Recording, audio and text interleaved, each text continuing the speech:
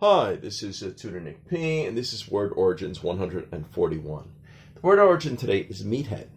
Okay, let's take a look at the note here. If someone calls another person a meathead, he or she usually means that one is stupid.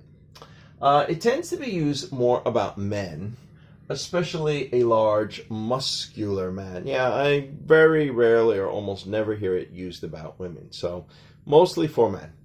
The suggestion, of course, alludes to the idea one does not really have a brain, but rather just meat. Okay, one may imagine something like chopped meat, because chopped meat looks a little similar to what a brain looks like. Some dictionaries, they also claim this. It may also suggest one is lazy, disrespectful, and unrefined as well. Now, not all dictionaries say that, but some dictionaries say that, some words sometimes have connotations to them with a feeling. So some of these other feelings sometimes are connected with this sort of a word. All right, let's continue. The origin is believed to be traced back to 1863. And I believe it's like in a newspaper. Here is the quote. Judge B in court was a real meathead. So somebody was not complimenting the judge.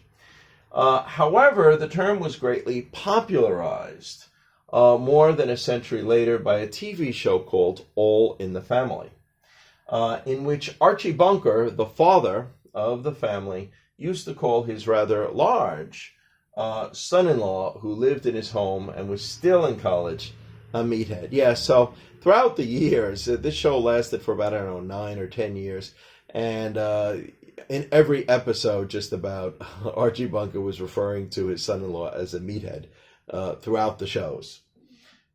Since the son-in-law was just a college student, he did not contribute to the family income, so that part didn't really help either.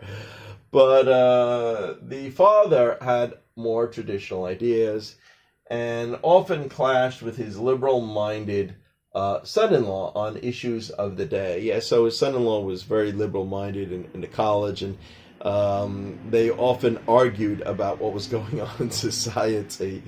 And but anyway, it was the father-in-law who called the son-in-law the meathead, even though sometimes Archie Bunker said some things that was not so wise either. Let's continue. All right. Anyway, we have 2 examples here.